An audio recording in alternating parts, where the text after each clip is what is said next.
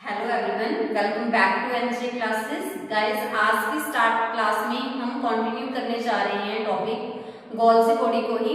Previous class के अंदर हमने गोल्जी बॉडी का जो टॉपिक है वही डिस्कस किया था। तो चलिए स्टार्ट करते हैं। आज की क्लास में जो हम मेनली करने जा रहे हैं वो है गोल्जी बॉडी का स्ट्रक्चर, कि गोल्जी बॉडी का स्ट्रक्चर कैसा होता है। ठीक है, तो आप इस चीज को ध्यान दीजिए कि जो गोल्जी बॉडी का स्ट्रक्चर है उसके अंदर बेसिकली 3 कंपोनेंट्स प्रेजेंट होते हैं। फर्स्ट वन है सिस्टर्नी। फर्स्ट क्या है हमारे पास? सिस्टर्नी। सेकंड क्या है हमारे पास? वैक्यूल्स। एंड थर्ड क्या है हमारे पास? वेसिकल्स। ठीक है, फर्स्ट है सिस्टर्नी, सेकंड है वैक्यूल्स एंड थर्ड क्या है हमारे पास? वेसिकल्स। तो चलिए सबसे पहले डिस्कस करते हैं सिस्टर्नी को। सिस्टर्नी क्या होते हैं? देखिए ये क्या है? डिस्क शेप्ड स्ट्रक्चर्स हैं। डिस्क शेप्ड स्ट्रक्चर्स, तो उनको हम क्या बोल रहे हैं यहाँ पर? सिस्टर्नी बोल रहे हैं। ठीक है, तो चलिए सिस्टर्नी को रिप्रेजेंट करते हैं हम यहाँ पे।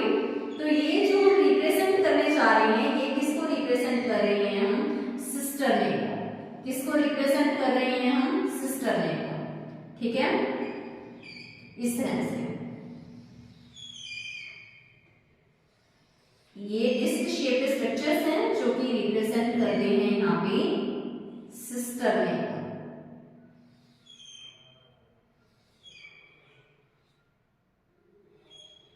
इस तरह से, ठीक है, ये हमने रिप्रेजेंट कर दिया।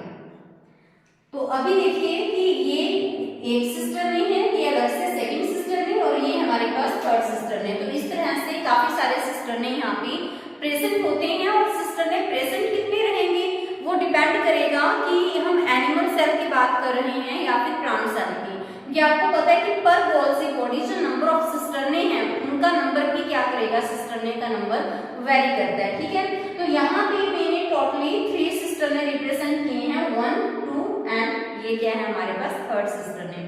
क्लियर है? तो अभी देखिए ये क्या है? ये सिस्टर्नी की मेम्ब्रेन है, जो मैंने ये रिप्रेजेंट की है। ये क्या है? सिस्टर्नी की मेम्ब्रेन। तो सिस्टर्नी की मेम्ब्रेन के बीच का जो स्पेस है, दिस वन, इस स्पेस को हम क्या कहते हैं? इस स्पेस को हम कहते हैं इंट्रा सिस्टर्नल स्पेस।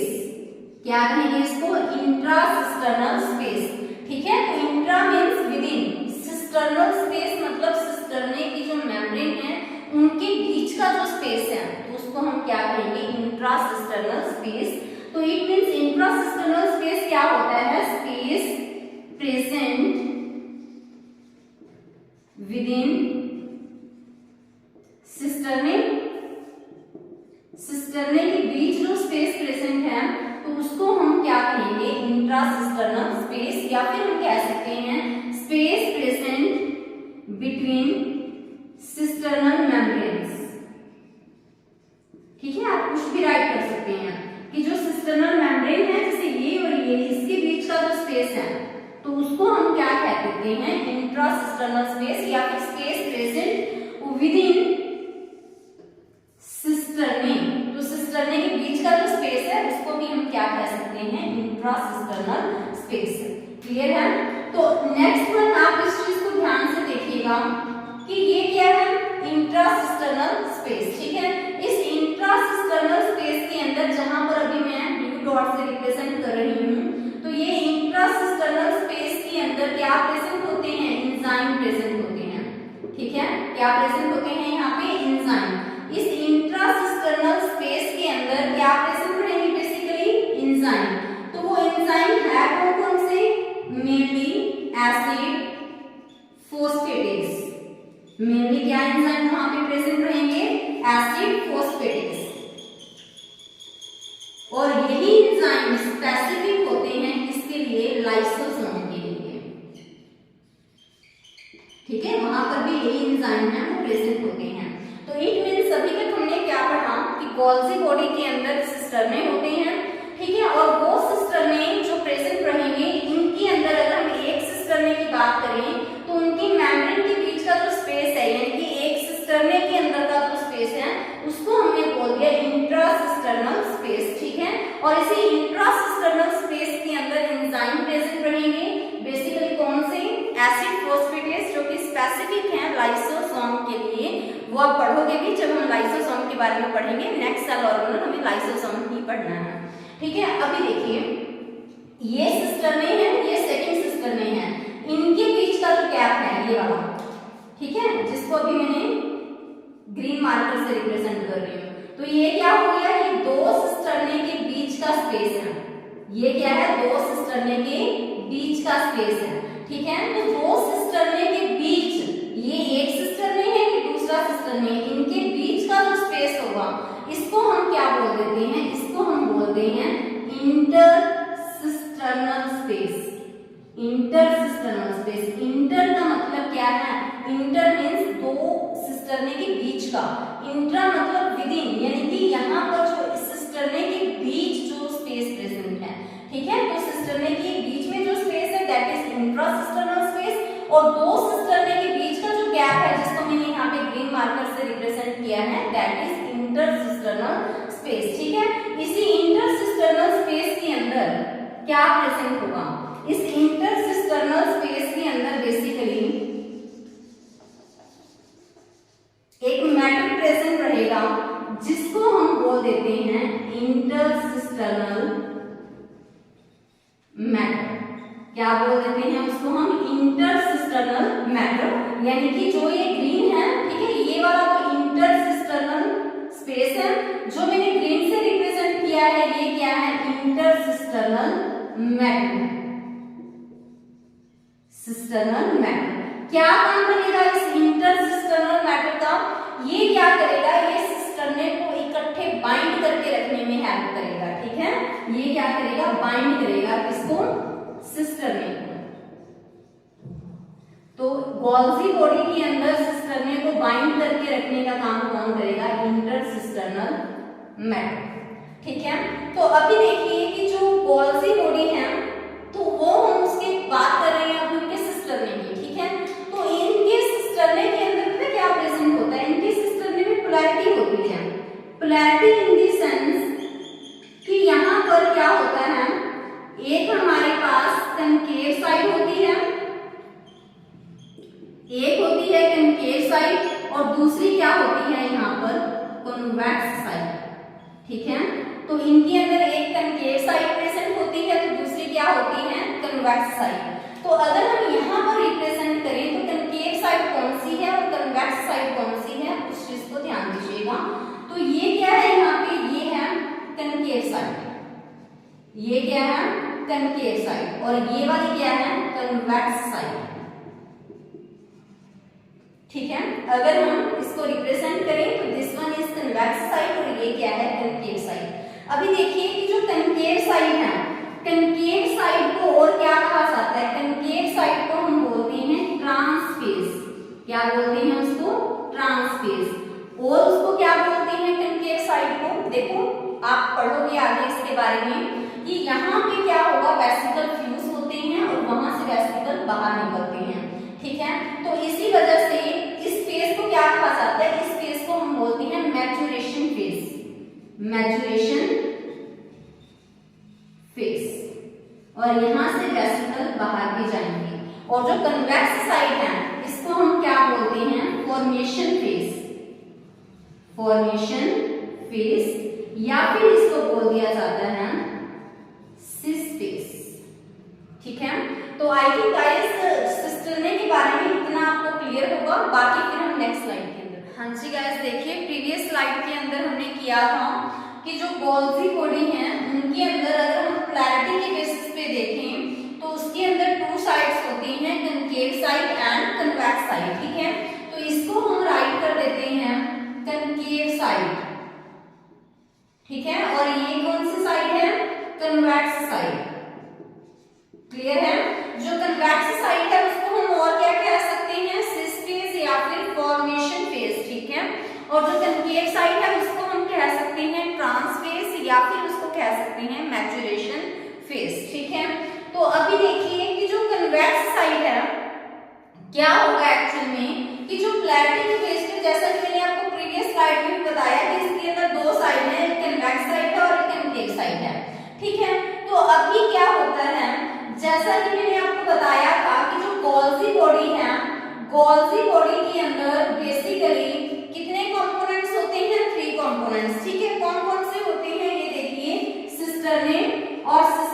बारे में हमने डिस्कस कर लिया था। और इसके अंदर क्या प्रेजेंट होते हैं, वैक्यूल्स, और क्या प्रेजेंट होते हैं इसके अंदर, वेसिकल्स। क्लियर। तो अभी देखिए कि जो वैक्यूल्स होते हैं, वैक्यूल्स क्या होते हैं, large spherical structure, large spherical structure. तो बड़े साइज के जो स्फेरिकल स्ट्रक्चर्स हैं उनको हम क्या कह देते हैं, उनको हम कहते हैं वैक्यूल्स। ठीक है। और जो स्मॉल साइज के, स्मॉलर स्फेरिकल स्ट्रक्चर्स हैं, स्मॉलर स्फेरिकल स्ट्रक्चर्स, तो उनको हम क्या कह देते हैं, उनको हम कहते हैं वेसिकल्स। ठीक है। तो इट मींस बड़े साइज के स्फेरिकल स्ट्रक्चर्स उनको वैक्यूल्स कहेंगे, और स्मॉल साइज के स्फेरिकल स्ट्रक्चर्स उनको क्या कहेंगे, वेसिकल्स। ठीक है। और वेसिकल्स गाइस नोट कीजिएगा, वेसिकल्स प्रेजेंट होते हैं towards convex side, towards convex side. ठीक है। और इसके अलावा अगर हम बात करें वैक्यूल्स की, तो वैक्यूल्स प्रेजेंट होते हैं टुवर्ड्स कनकेव साइड।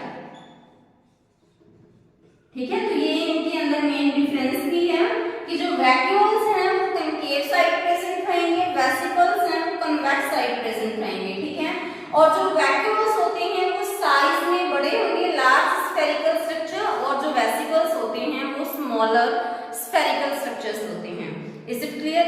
अभी देखिए आप कि जो हमारे पास जो ये वैक्यूल्स हैं उसको हमने दिखाना है कनकेव साइड। ठीक है। तो हमने दिखा दिया यहाँ पे कि कनकेव साइड में क्या प्रेजेंट है, वैक्यूल्स प्रेजेंट हैं। ठीक है। और कन्वेक्स साइड में क्या प्रेजेंट होंगे, कन्वेक्स साइड में वेसिकल्स प्रेजेंट होते हैं इस तरह से, और इनका साइज हमने क्या दिखा दिया, स्मॉल दिखा दिया। Is it clear. तो इस तरह से ये तीनों कंपोनेंट्स मिलके क्या फॉर्म करते हैं, गोल सी बॉडी फॉर्म करते हैं। ठीक है। एक चीज आप और नोट कीजिएगा, इसकी जो कनकेव साइड है, ठीक है, जो कनकेव साइड है, जैसे अगर मैं बात करूं, मैंने आपको पहले बताया था कि जो पोलैरिटी के अंदर टू साइड है, कनकेव साइड और कन्वेक्स साइड। जो कनकेव साइड होती है स्पेसिफिकली, अगर मैं आपसे बात करूं कनकेव साइड की, ठीक है, किसकी कनकेव साइड की, बॉल सी बॉडी की जो कनकेव साइड है वो प्रेजेंट होगी towards plasma membrane, towards plasma membrane. ठीक है। वो प्लाज्मा मेम्ब्रेन की तरफ प्रेजेंट होती है। और इसके अलावा अगर हम कन्वेक्स साइड की बात करें तो वो प्रेजेंट रहेगी towards nuclear membrane, towards nuclear membrane. ठीक है। अभी आप देखो कि जो ये गोल्गी कॉम्प्लेक्स है वो काम कैसे करता है। ठीक है। How does it work, not कीजिए, हाउ डज इट वर्क, ये काम कैसे करेगा।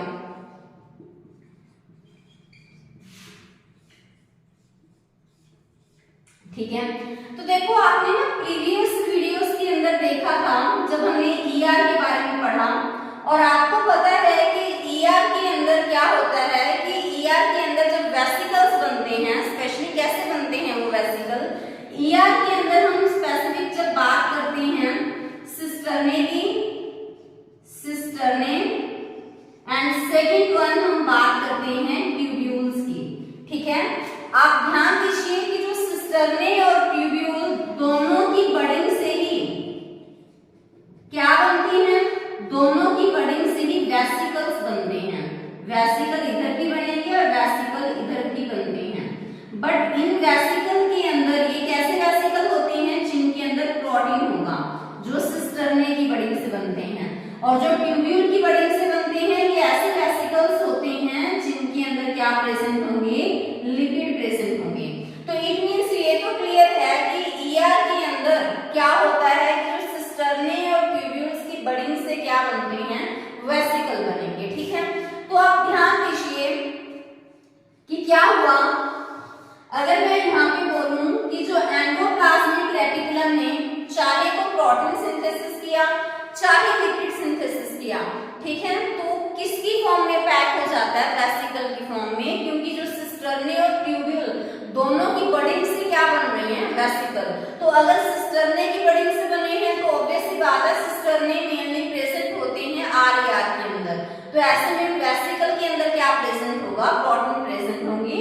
और जो ट्यूब्यूल्स होते हैं, ठीक है, उनकी बडिंग से क्या बनेंगे, उनकी बडिंग से भी वेसिकल बनते हैं, बट ट्यूब्यूल मेनली प्रेजेंट होते हैं स्मूथ एंडोप्लाज्मिक रेटिकुलम के अंदर, ठीक है। तो आप ये देखिए ना कि इनकी बडिंग से जो वेसिकल बनते हैं, चाहे वो प्रोटीन रिच होंगे या फिर लिपिड रिच होंगे, तो मेनली उनके अंदर प्रोटीन या फिर लिपिड में से एक प्रेजेंट होगा, ठीक है। तो हम एग्जांपल ले लेते हैं कि ईआर ने क्या बनाया, प्रोटीन बनाया, स्पेशली कौन से, ईआर ने, रफ एंडोप्लाज्मिक रेटिकुलम ने।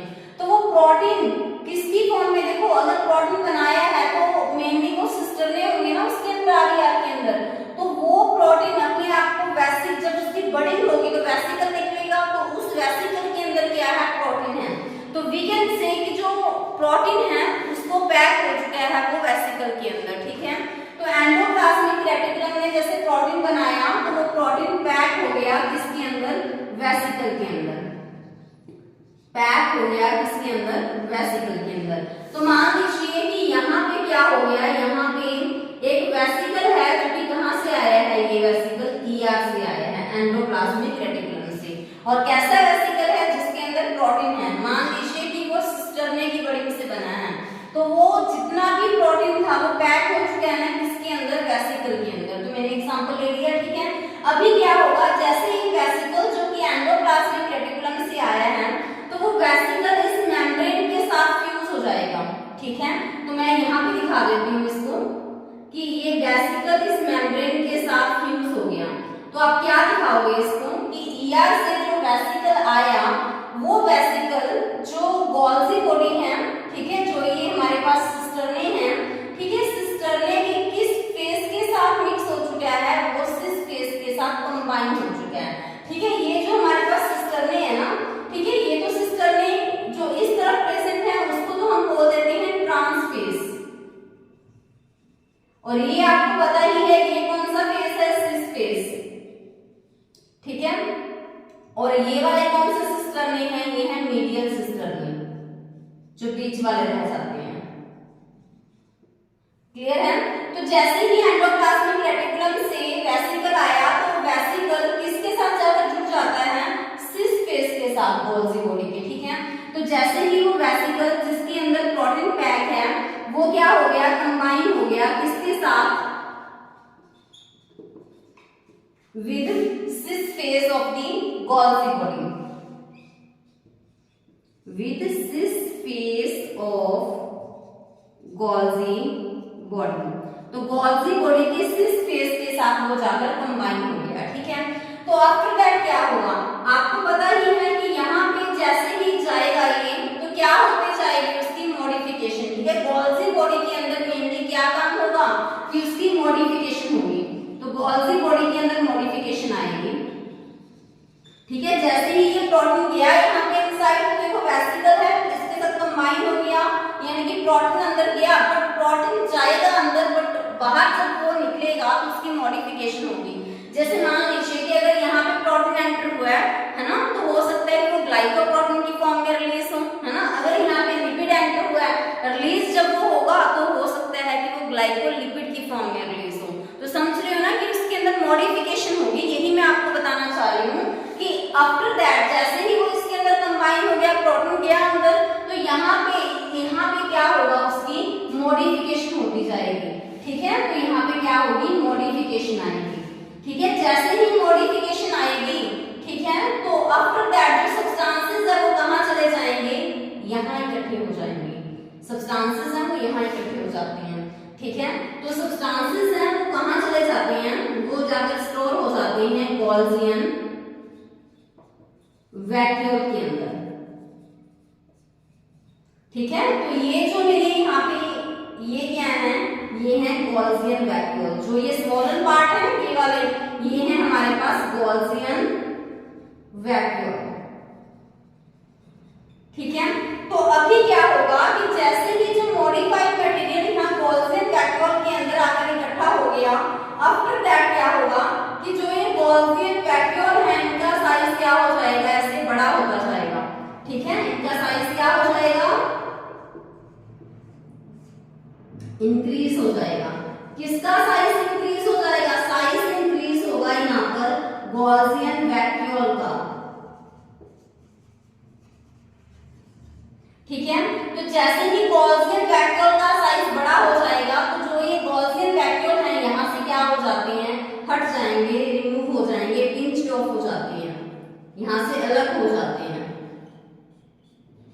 ठीक है, तो जैसे ही ये गॉसियन वैक्यूल यहाँ से अलग हो गए, मान लीजिए कि ये गॉसियन वैक्यूल है जो कि यहाँ से सेपरेट हो गया। ठीक है, तो अभी यहाँ पे गॉसियन वैक्यूल के सेपरेट होने के बाद यहाँ पे दो चांसेस हैं कि जा तो वो मटेरियल जो मॉडिफाइड मटेरियल है, जा तो वो क्या रहेगा इनसाइड द सेल, जा तो वो रहेगा सेल के अंदर, जा फिर जाएगा वो सेल से बाहर। ठीक है, यानी कि जैसे ही ये मटेरियल मॉडिफाइड होके आया तो इस फॉर्म में था, गया यहाँ पे मॉडिफाइड होके है। ठीक है, जा तो वो फिर सेल के अंदर रहेगा। जैसे मान लीजिए कि ये प्लाज्मा मेम्ब्रेन है, क्योंकि मैंने आपको बोला कि जो कनकेव साइड है वो टुवर्ड्स द प्लाज्मा मेम्ब्रेन है, तो अगर मैंने ये वाली प्लाज्मा मेम्ब्रेन मान ली तो जा तो ये सेल के बाहर जाएगा। ठीक है, जा फिर सेल के अंदर रहेगा। अगर वो मॉडिफाइड मटेरियल सेल के अंदर है तो वी कैन से कि वो सेल के अगर अंदर ही रहेगा तो वो स्पेसिफिक टारगेट की तरफ जाएगा। ठीक है, तो अगर सेल के बाहर जाना है तो वो सेल से फिर बाहर सेपरेट आउट हो जाता है। तो समझ पा रहे हो ना कि कैसे एक गॉल्जी जो बॉडी है वो काम करती है। मैं आपको फिर से एक बार रिपीट कर देती हूँ कि जो गॉल्जी बॉडी है, इस स्लाइड के अंदर हमने क्या पढ़ा कि गॉल्जी बॉडी है उसके अंदर मेनली 3 कंपोनेंट्स हैं।